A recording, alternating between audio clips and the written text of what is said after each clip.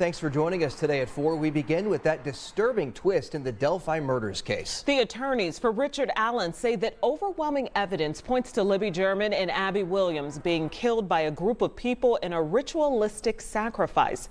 Rich Nye has been digging all day through the details of a court document. This document, 136 pages long. Yeah, so Rich, what have you learned so far? Well, here it is. I've been through this all day long. It's a lot to read, a lot to process. This court filing by the defense provides many new details about how Libby and Abby died that have never been released publicly.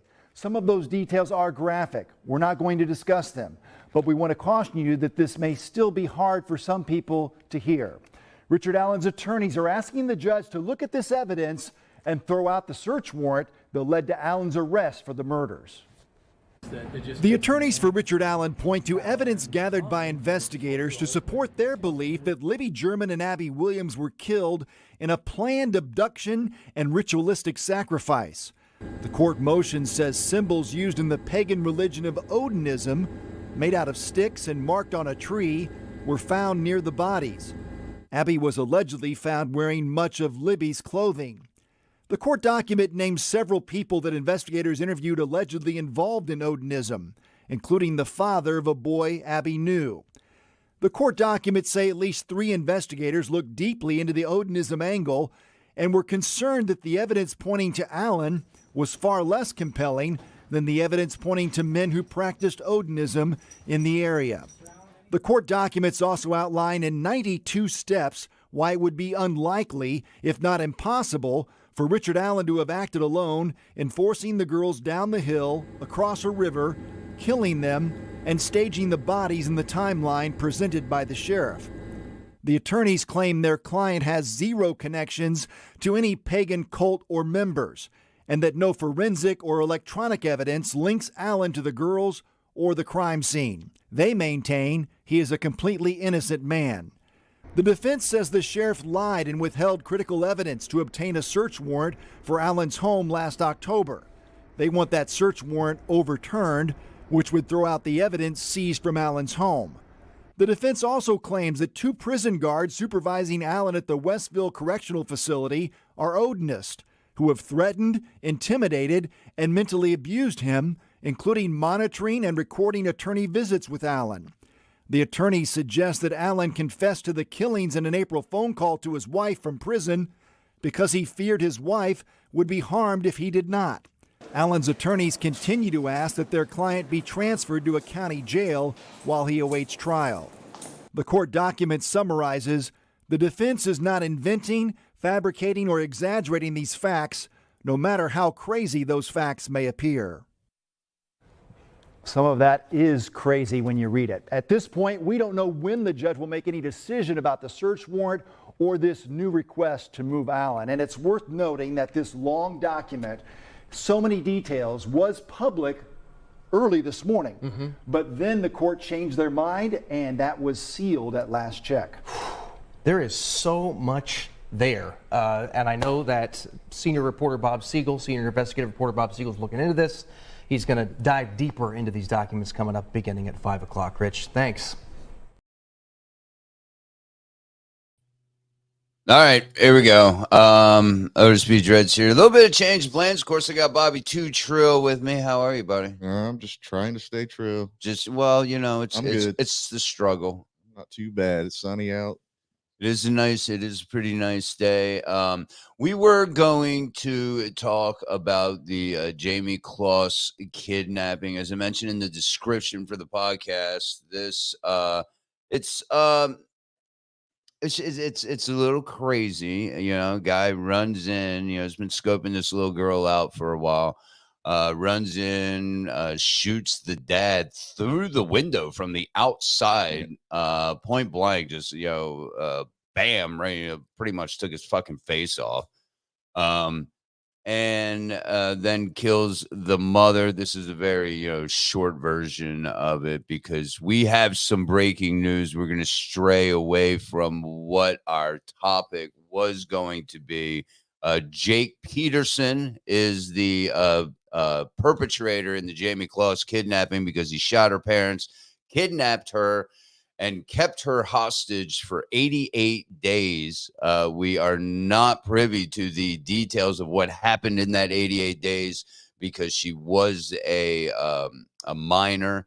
So they are not forcing her really to, come out, even though it's been about 5 years. 2018, I think, is when it happened. We are going to switch gears, though, because some pretty interesting news has come out. And I'm glad Bobby Trill was on it because I was up till about 3 o'clock in the fucking morning watching every video I could. I mean, I'm talking about the latest memorandum motion filed by the defense in the Delphi case, of course. Abby Williams, or is it Abby Williams? Libby, Liberty German. German, that's it. Yeah, Abby and Libby. I'm sure most of you are familiar with this case. Bobby Trill and myself, we talked about this when we started doing these shows. And it has been, a case that has, fascinated us as well as a lot of people.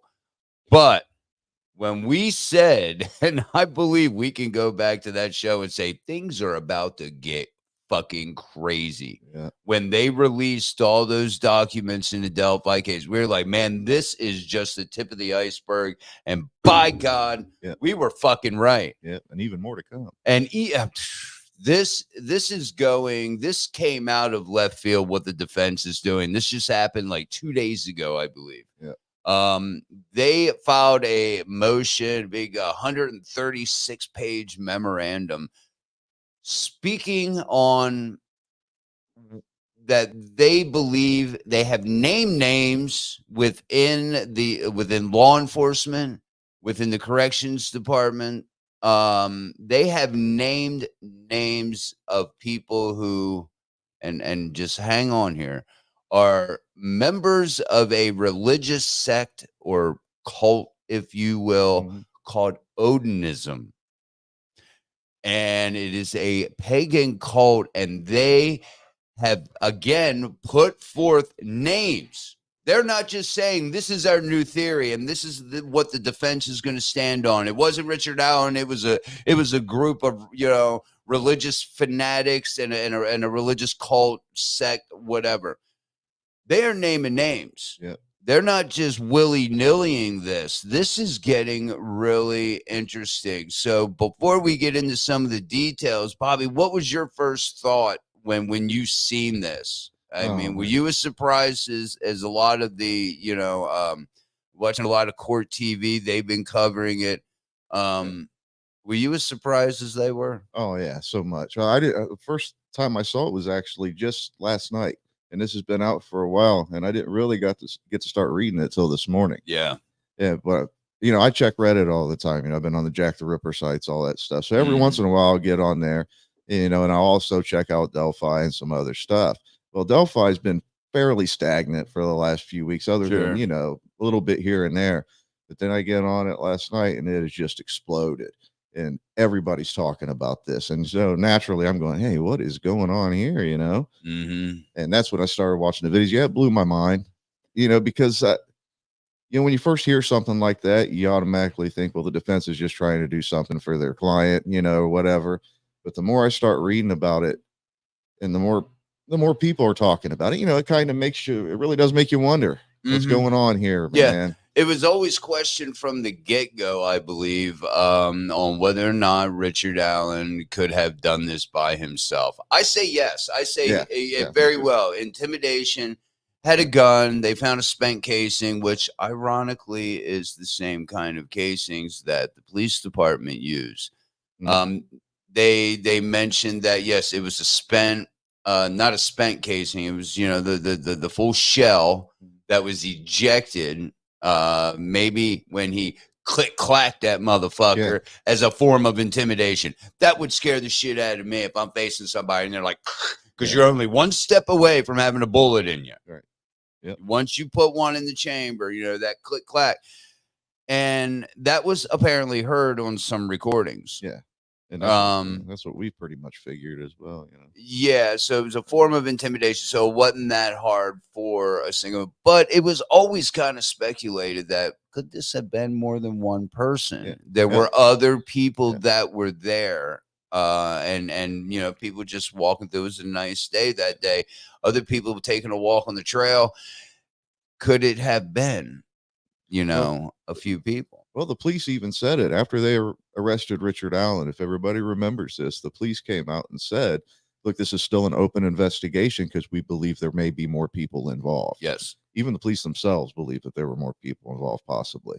And that's something that we had always wondered. Who else is going to be in here? Is it going to be Keegan Klein? Is it going to be? And then he got 40-some Yeah. years for, you know, child porn and shit like that. And then there was a lot of people at the beginning who were blaming like Tobe Lesenby and sheriffs, you know, people in the sheriff's department and stuff. Well, who knows, guys? Maybe that's going to turn out to be, maybe it will be true. Who knows? It's you know, we try not to, you know, delve into, you know, any kind of conspiracy theories when it comes to these cases, and just try to look at the facts. Yeah. And it was hard last night for me not to think that way. Yeah. There's a lot of things that go through my mind that make me wonder if, and I think if the residents of Delphi were also wondering the same thing. Why is it taking so long? Yep. You know, it took 5 years. They had video of somebody on the bridge, bridge guy. Yeah. They had audio of a voice, which I don't think they ever really connected to the actual video, but it was assumed this is the voice of the guy walking on the bridge, which is in fact the killer. Yeah. Yes, Richard Allen does look, you know, posture, height, build. Yeah, he's only 5'4". Hey Kelly, that's okay. We're a little late too. Yeah. So why did it take so long? It's not every day that a murder case has as much to go on right from the beginning, and it took 5 years. It had people speculating whether or not were they dragging their feet? Was somebody in the department involved? Was a higher up involved that didn't want to, you know, be found out? They knew this guy was there day one. They knew it as soon as he they told started them that. I was out there. And so they go to his, you know, first thing we hear about Richard Allen is there's a search on his house, and he and his wife are in the video, and they're sitting in the van outside waiting for these officers to search the house. There's video of this. And then all of a sudden, it ain't that long after that, we hear about this bullet. That makes me wonder too. They went and searched his house, but they didn't arrest him and stuff that day. But they all of a sudden, now look, guys, they've got a bullet. Yeah. You know, it does make you wonder. It makes you think. Yeah. And I think with these cases, you can't leave anything, and no stone gets, you know, unturned. Yeah. Is that what? That's how it fucking goes. So we have now the defense is saying that there is a Odinism being practiced, a religious sect, which is, what do you know about this? I only know what I didn't know a whole lot about it. The only thing I ever understood or knew about Odin was it was like a Pan religion where there was child sacrifice. Like you could go to the cave of Pan today in Lebanon, at Mount Hermon, and there is a sacrificial stone there where kids were sacrificed to these gods. But Odin himself, I never really heard about sacrifice to Odin, to Thor maybe, and to Pan, but I don't know a whole lot about it. I always thought it was like a woodsy type thing, you know, like those, but I don't know. I'm not real familiar with it. So, and a lot of people aren't. A lot of, you know, as I mentioned, I've been watching a lot of court TV. They've been kind of, you know, following this pretty good, doing good analysis of it. And most of them that I've watched, I've never heard of this before today. Yeah.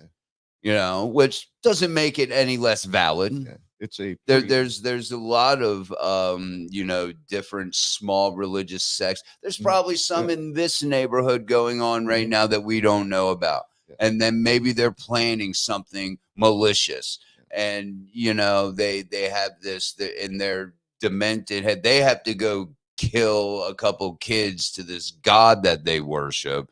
This isn't out of the ordinary. I mean, when people hear this, don't think, oh, well, they're just trying to muddy the waters, as you said, the defense. Yeah. But that may be true if it wasn't for the fact that some pretty big names It does happen. are coming out, and this does happen.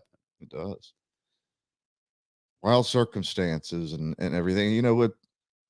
Another thing about this stuff that just came out was the girls, the way they were found. There's some Yes. more information on that, Mhm.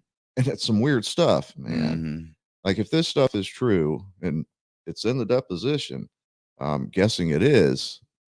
Wow, dude.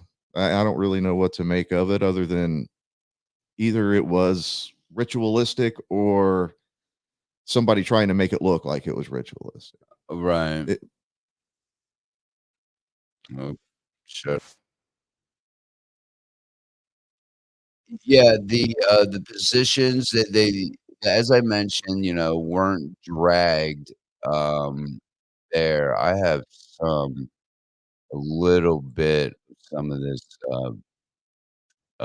show that I was watching on Court TV that goes through how these bodies were laid, how the Twix were laid. Twix. The left or the right, motherfucker. Twigs or sticks. Very odd, and it's funny to hear some of these some of these experts, some of these people that have worked in dealing with cults, dealing with religious sects and things like sex Sectus. sect that are like, this isn't out of the realm of possibility. Been doing it for thousands of years. Yeah. Um, so what I mean, how do you what do you the prosecution, man, they have to be, pretty much just wringing their fucking hands right now. I mean, here's let me let me play a little bit of this because this goes through how the bodies were were laid out. One of the guests on this particular program who does study that mentions, you don't worry so much about how these sticks were laid. Some are saying, well, maybe it was a really hastened attempt to cover the bodies. I don't believe that. I never did. I don't believe that. No, you don't just throw some sticks on there. If it did, maybe if like leaves and stuff more, to hide or just, camouflage the bodies. I don't believe that.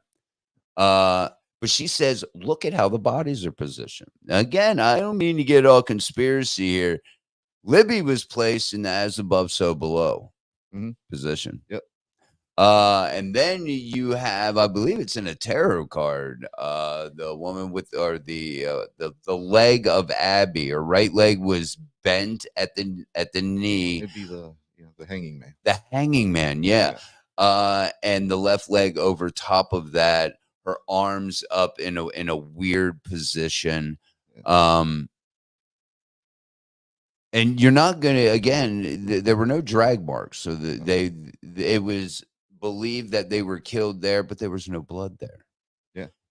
For having the throat slit, there's no blood there. I want to let me play a little bit of this, and we will we'll come. I'll pause it. We'll come back and we'll talk about this. Let's see what's going on here. But maybe Downhill. Guys.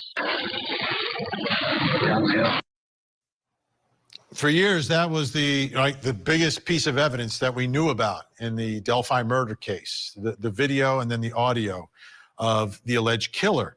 Well, now, after the defense has filed these papers, they've described the murder scene, and we have put together this graphic representation of what is described by the defense and what they filed with the court.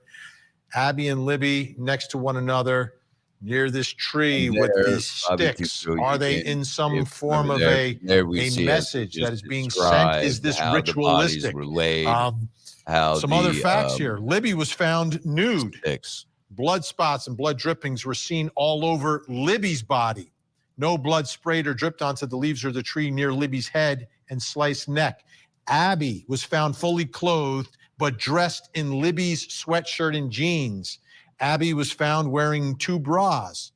There was no blood on Abby's clothes. Very little blood on Abby's body apart from the fatal wound on her neck. Libby's phone and shoe were found under Abby's lower back. So, all right, let's talk about that right there. What do you make of all of it? Because none of this, a lot of people did not know the specifics of the crime scene. Right. They did not release a lot of that. I'm guessing because the girls were young, maybe the family didn't want it. But now we have an idea. It's come out, and we do know, some of the details. What do you make of this? Because what you said, what was before we started, was really good. In reference to Jack the Ripper. Go ahead and mention that, because if anything, if that was where they were murdered, that's how it had to have happened. Well, there's only 2 ways I could see it, and it's going to get kind of graphic. And okay. It's 2 kids, and it's nasty. Yeah. One, since they had blood around their neck, no blood on their clothes, other than their collar, I would say they were either hung by their feet and their throats cut, or they were killed before they were actually strangled. Yeah, that way the heart isn't pumping and spraying it out everywhere. Yeah, indeed. And I hate to say that, because the thought of hanging a kid up by their feet like you would do a deer, yeah, and cutting the throat and letting the blood drain, would only get it on the neck part up to your ears, and it would prevent it from being on the collar. I hate to even think that, but from what I understand, there was rope found. And so for me, that would make sense. But it would also make sense that if you don't want to get blood all over you as a killer, and he's out in broad daylight, remember, you want to probably kill him before you actually mutilated him. And maybe the mutilations were just marks that he wanted to be known by. Wanted people to see these wounds. The strangulation, yeah, you're not going to get the spray. How difficult would that be, even though these are just 13-year-old girls, right? I mean, that's how old they were, Yeah, you would figure they would know for sure if they were strangled. They're going to see. Look at your mind. But he could have used like a garrote, it's like a rope tied to a stick, where you just throw it around and just tighten it like that, and it's like turning a wrench. Yeah, right. Yeah, and that's fairly easy. I mean, we know BTK. That's how he did people. He would just strangle them with something. Not too hard.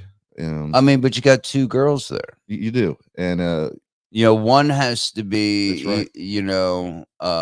Subdued somehow. Yeah. And was it because of, did he have a gun? Was he using that to coerce them down the hill? As we've all heard that little recording, which is quite possible. As we mentioned, there was, the click clack sound of the gun heard on the recordings. And the ejected shell that was found between the 2 bodies. Or could there have been more than one person? This was pre-planned, and when we hear in the video or the audio him say down the hill, he knows exactly where he's taking them to. Mm-hmm. Maybe everything was already set up. And maybe there were people down there waiting for him. Exactly. And maybe that's how they controlled the two girls. Hold this one, I'll work on this one. Interesting. Could be. I'm just saying, throwing it out there. You know, I mean, because since the beginning, I've been on several different suspects with this case, persons of interest and stuff. And one of the people named, I'm glad you brought that up because I didn't want to forget. One of the people named in this 137 page, memorandum is that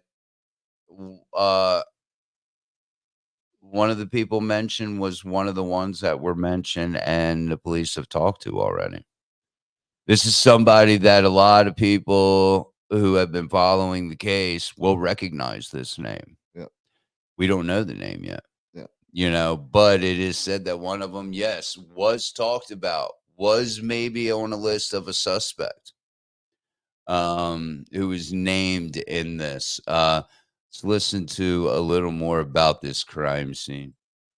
Is this a ritualistic killing? Is it consistent with that? Joining us from Philadelphia, ritual murder expert and author of Investigating Religious Terrorism and Ritualistic Crimes, Dawn Perlmutter is with us.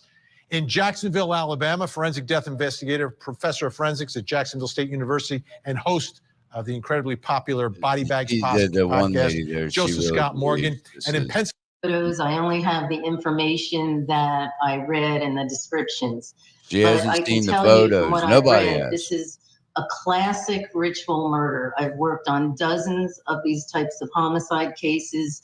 Ritual homicide involves acts that go beyond the actions necessary to conduct the crime or elude the police. This is not a counter forensic measure. You don't do all of that just to hide the body. It has all of the elements. It has symbols at the scene.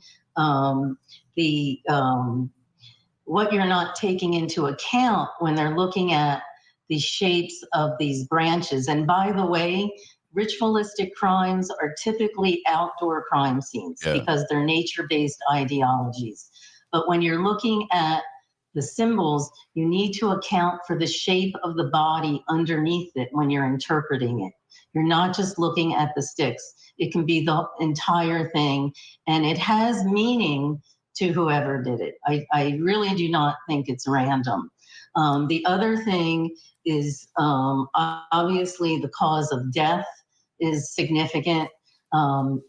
In ritualistic crimes, you don't see gunshots and ritual gunshots. killings. There's usually mutilation. Typically done by knives. And there's always things that are done with the blood. And in this case, obviously a secondary scene, but blood, whether it's blood spatter or what was on the tree, it seems that this was not random at all.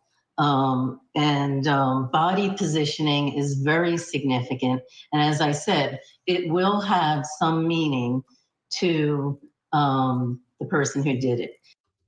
So there we have,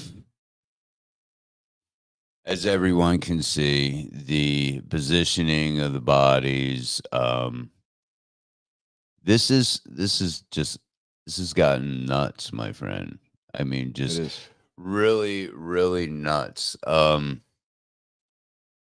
it has my head spinning. I don't know, it does have a lot of the ritualistic earmarks. It is done in nature. Yeah. It is done by knives, the method. There is no blood at the crime scene. It's weird. Well, what we consider the crime scene, that's just where they were found. We don't know if the crime actually occurred there. Yeah. It doesn't appear as if it has, because there is no blood. There is no DNA evidence. Let's not forget, we don't have any DNA that links Richard Allen to this place. Right. We have him saying he was there. We have a video that we only assume, he did say what he was wearing that day. Yeah. It does match the video that was, captured by Libby, I believe, had her phone out. Yeah. And we got a long crew. I don't think you guys would be able to hear it. Hopefully not. But so there are some things that point to Richard Allen. Well, if, like I said, if the bodies were hung, which who knows, the branches, we might be looking too much into that. Maybe it's him pulling them down from the trees, taking the ropes out, may it cause branches and limbs to come down, and who knows. I have questions, obviously. Everybody's got questions. But I don't think, I just don't think that if they were hung upside down like a deer and drained, I mean, that seems a little ritualistic. what if they kept the blood? That's what I was getting at. Yeah. They were, taking this blood. Weird, man. It's weird. Yeah. Then there would have been blood. If they hung them there would have been blood right there. Yeah. There's a lot of blood. Kelly comments, and they're saying no drag marks, so it has to be the murder scene. If it was ritualistic, there could have been multiple people carrying the bodies to the scene. Indeed. That's absolutely true. I haven't heard anybody saying that there were drag marks. Once they found the bodies, they assumed this is where that the crime took place, but you have a neck slit. If you just strangle them, and then slit their throat, as you mentioned, you're not going to get all that spray coming out. Right. Blood coagulates pretty quick. Yeah. And that may there were some blood droplets that were on Abby, not Libby. Libby was naked. Yep. Abby was, clothed in Libby's clothes. Had her jeans and her sweatshirt on. The thing is, and 2 bras. That's confusing me a little bit. The picture that we got of Abby that day already has her dressed in very tight jeans and a sweater. She's got a darker sweater on, like a gray sweater, in the picture, the last picture that we know of her. And everybody had said of this whole time that Libby was wearing like yoga pants, stretch pants, and a tie-dye shirt. So if Abby's found wearing jeans, where did they come from? If they're not her jeans, really? Yeah. Because unless we were all just told wrong and Libby was dressed in jeans that day, I don't know. Yeah. Oh, that's interesting. Yeah, I didn't think about that.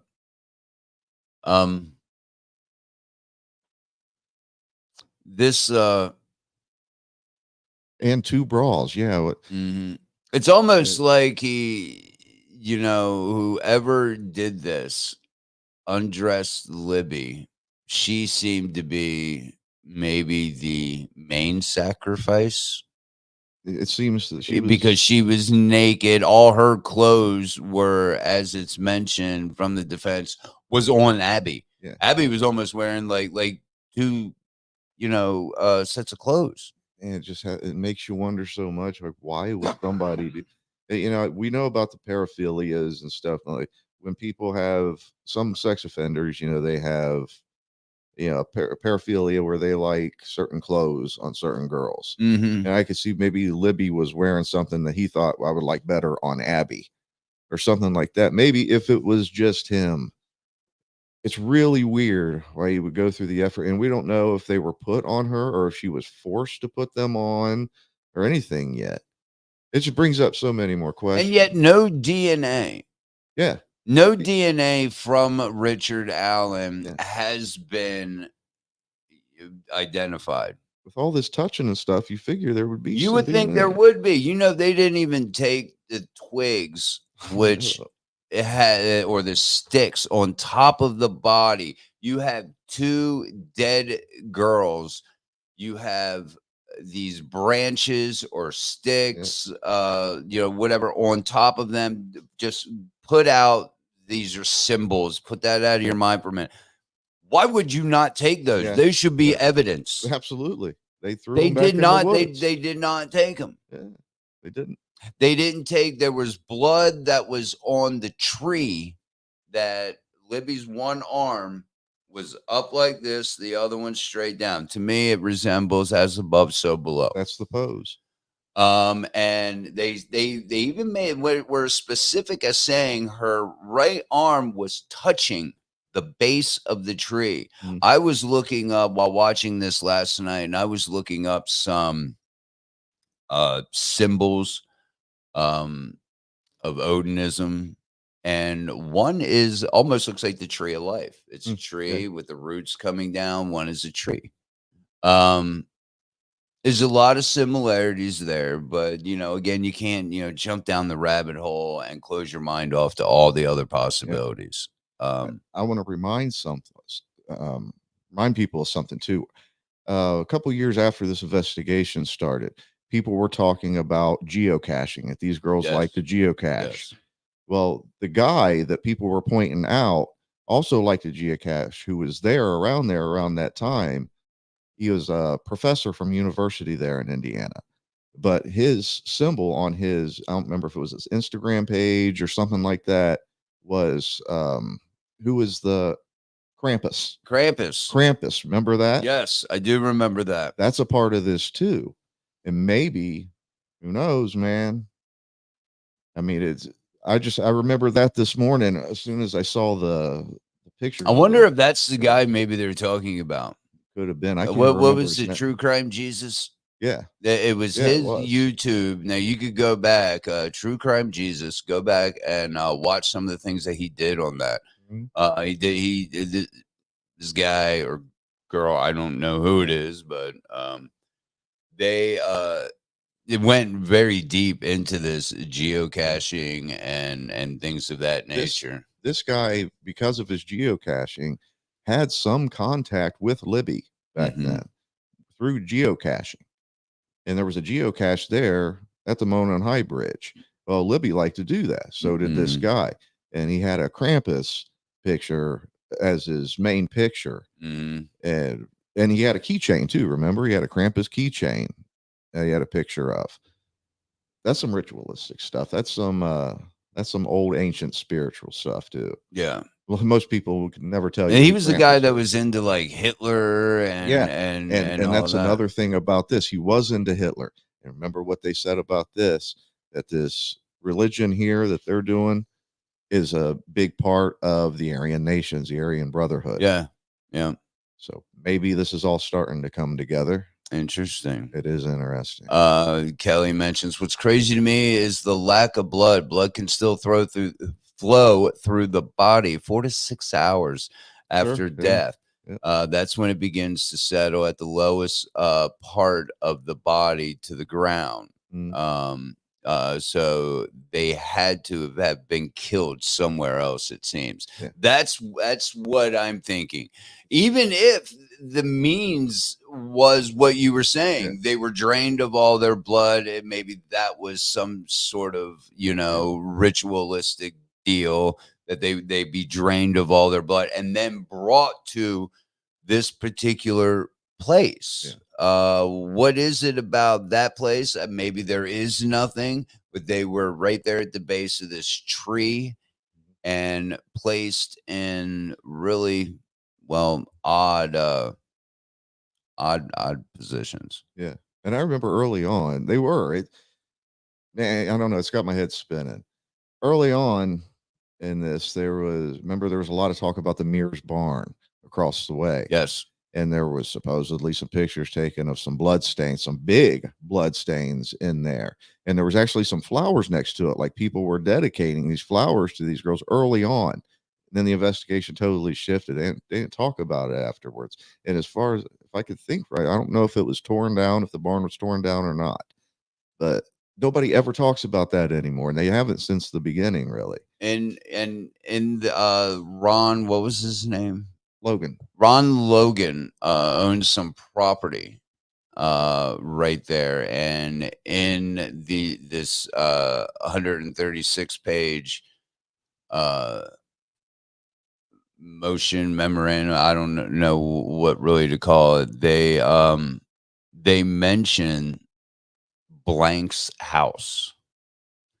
Um, could he be involved? Because there was some racial overtones that have been brought up. Mhm. And that was it Libby's mom or Abby's mom? I can't remember which was seeing a colored feller. Oh, I can't remember which one. And that maybe would have sparked something, you know, to murder these kid, because she was having an interracial relationship. Who knows? At this point, who knows? I know from what I'm gathering, a lot of people were talking this morning about um, Abby's boyfriend that she was seeing, and her father, or that boy's father, being a member of this. Maybe group he is here. one of the ones named that we don't know yet. It But could be. you bet your sweet ass they're all going to get subpoenaed. Oh yeah, now something's going to happen with them. Because right now the prosecution has to be looking at, all right, you need to prove everything that you're saying right now. Yeah. The burden of proof is on the defense at this point, I mean, which I guess it's always on the. And I'm sure there could be some kind of defamation that could come out of it or something like that. If lawyers are naming names and it comes out to, hey man, we had nothing to do with this. What are you doing? Now everybody in the state's going to think that I'm, doing something I'm not. They're opening themselves up to lawsuits themselves from these people if they don't have something. If they cannot prove these statements, Kelly said, didn't Krampus eat children in some of the stories? He did eat children. He was a children eater. Yeah. Maybe he used the blood in some food. Some Hannibal shit. Very well could be. It's gross, but yeah, it happens, man. This has been going on for thousands of years. Yeah. I mean, just because we're quote unquote a civilized society with our cell phones and our technology and we're just so, no, there are still people who, have such strong beliefs in these ancient, rituals and belief systems. Yeah. That still do that in today's society. Sure. They go out and meet up at everything. They use technology to trap them now. Now it's become a part of their arsenal. Whereas, years ago, obviously, there wasn't, geocaching and there wasn't all these things. Now they have things to lure, their victims. Yeah. This is getting quite crazy. If you haven't heard of this case, which Kelly had mentioned that, she's not very familiar with this. She's going to look into it because it seemed in the very beginning, it seemed very, cut and dry like any other case. Yeah. We had a feeling some weird shit was going to come out, especially when all those documents came out about him, Richard Allen, confessing. In these documents, let's talk about this for a minute. In these documents that the defense has put forth here recently, they are stating that, for one, Richard Allen's attorney-client privileges were kind of hijacked. They were recording him, video and audio. And the video, they had made sure they had faced to his face so, they could see his lips. In this, he states that he was told by corrections officers that if he did not tell his ex-wife that he killed these girls, they were going to die. So it was almost as if they took this confession where he had, confessed to his ex-wife, I killed the girls, that, that was kind of coerced, that it was taken out of context. When you put the whole context in, they just took, I killed the girls. That's what he told his ex-wife. Yeah. But how did he get to that point? Right. Was he threatened? Was his ex, his loved ones threatened? And this whole deal with this, you know, what do you want to call it? Cult, I guess, Yeah. for lack of a better word. Right. Uh, if they're running, you know, if this is something that the Aryan Brotherhood in prison really believes in, and this is, you know, this is what they do. I don't know. This is what I'm hearing though, Yeah. that this is pretty well known, I guess, that they practice this religion. And I've wondered since day one, you know, usually when people are going to court and people have trials coming up and stuff, they're not held in a prison. You know, they're usually held in county jail. Sure. This guy was in prison for a while. Mm-hmm. Why was he put in prison? Well, the Aryan Brotherhood dominates prisons, man. Maybe they put him there for a reason. Who knows, man? I hate to speculate and go that deep down the rabbit hole, but man, so much stuff's coming out about this. It probably wouldn't even surprise me anymore. It's bizarre. It really is bizarre. And then, you know, the fact that the COs that were in charge of, you know, keeping an eye on Richard, supposedly had these patches that said "In Odin We Trust," and then another patch that had almost like it was a black and red patch. Let's see if I can find it. That, you know, almost looked like it depicted an American flag. Let's see images. Where's the patches? I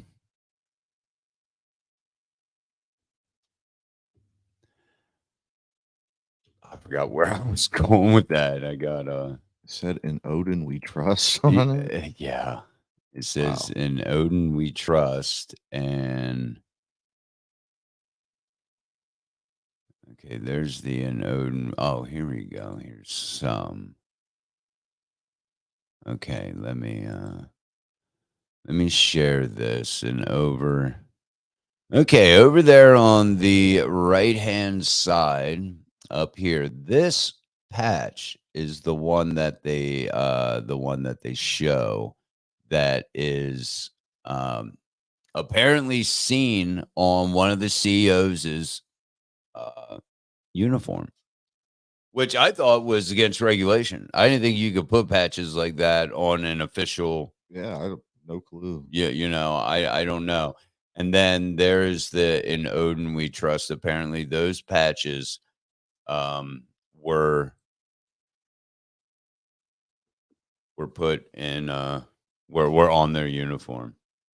I wonder if they got pictures of them actually wearing them, or can they prove this? If it was in the deposition, they must have a way of proving this. Right? Absolutely. Yeah. I mean, why would you put something out there that you know is going to be Torn apart. torn Yeah. apart? I mean, and you're wasting time and whatnot. I mean, it seems like they may have something.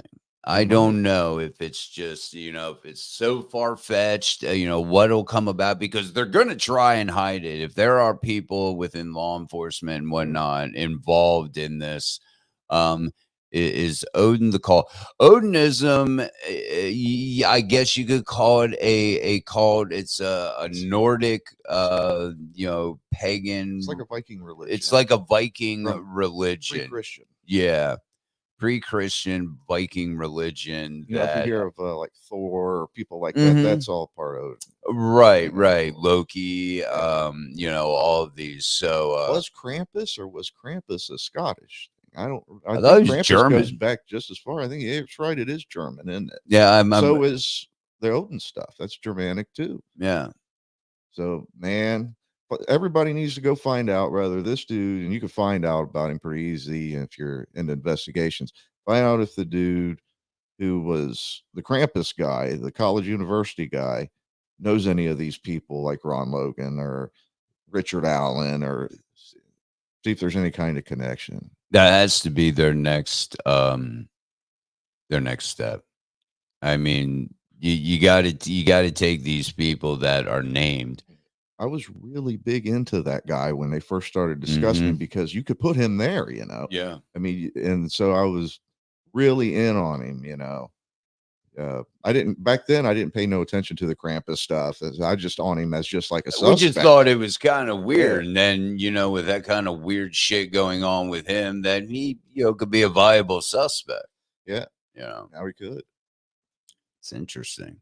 It is getting really interesting. So, the group, it's a religious sect that goes back, years and years and years. Yeah. And there are people that still, practice this. Yeah, just like witchcraft goes back that far, Wiccan, all that stuff. It's all comes from the same place. Yeah. So yes, I hope that answers your question, Kelly. This is really, man, this has got me, and I was also doing research on the Jake Peterson, the Jayme Closs.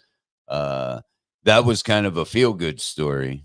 Yeah. In a sense. I mean, that was a feel good story. But then it came across this. And I was like, what is this? Yeah. What came out of nowhere. It did. It took everyone by surprise. Kelly said that did answer a question. I love your show. I learned all kind of new shit. Well, thank you, Kelly. We're learning right there with you because I didn't know a lot about this. You mentioned Thor, of course, yeah. But this isn't your DC Marvel comics, man. This is pretty. I'm kind of at a loss for words, believe it or not, because there's so many questions now. Though, yeah, like why put two bras on her? What's going on? If they're posting, then people said that there was the shape of the letter F, which is on the tree, which is a sign of Odin, which is a runes, symbol. They didn't take the bark. Supposedly they didn't take the bark, although it is said that blood on the tree is Libby's. Yeah, that's what I heard. And from the rough. They show on some. I've seen pictures. They have like a rough, like what this blood on this tree or whatever it was kind of looked like.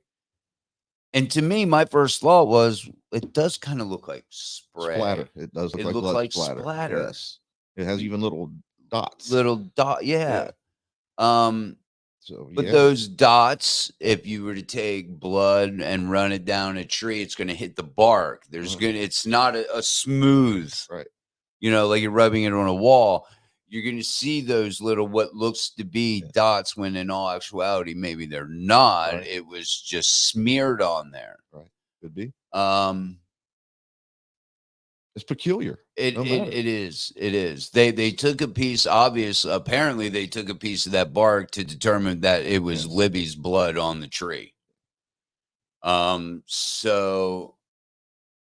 they didn't take the sticks that were on top of the body that could have. That could have had some sort of DNA on it. You figure if he picked them up with his hands, and we know.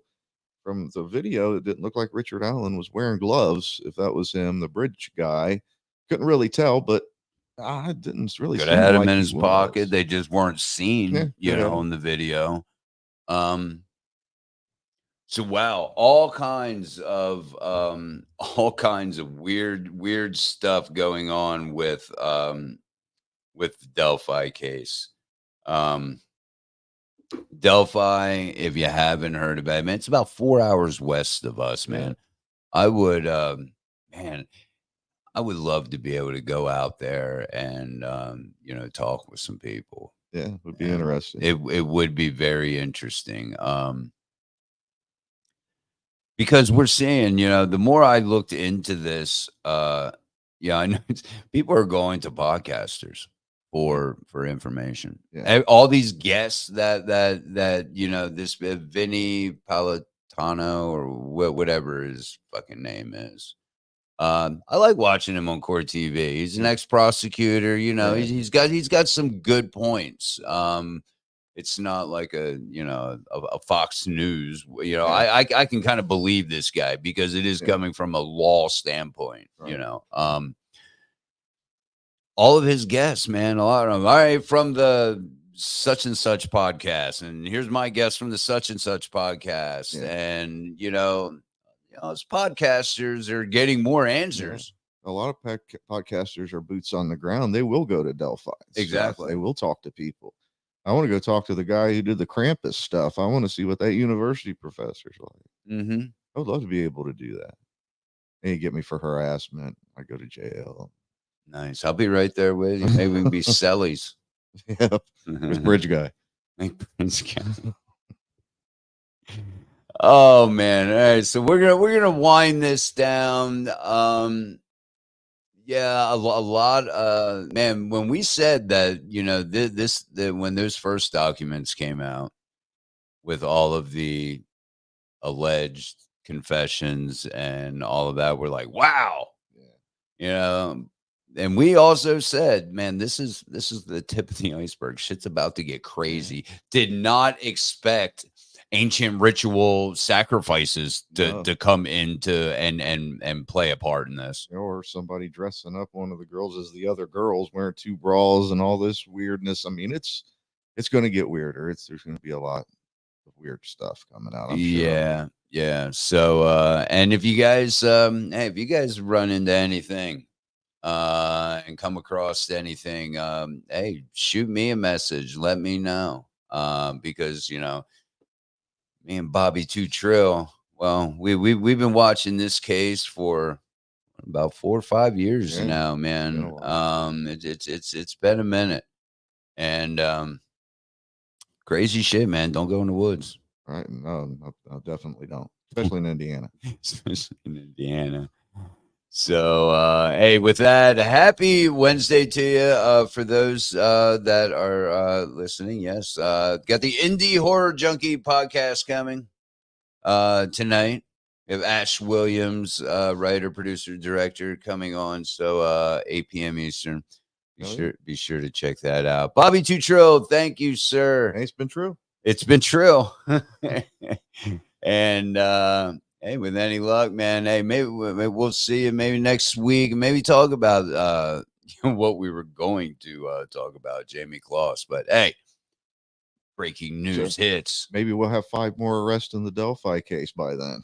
Yeah, right. Yeah, who knows? The way it's going now, man, who fucking knows? Don't blink. Don't blink. You're gonna fucking miss something. Have a good hump day, everyone.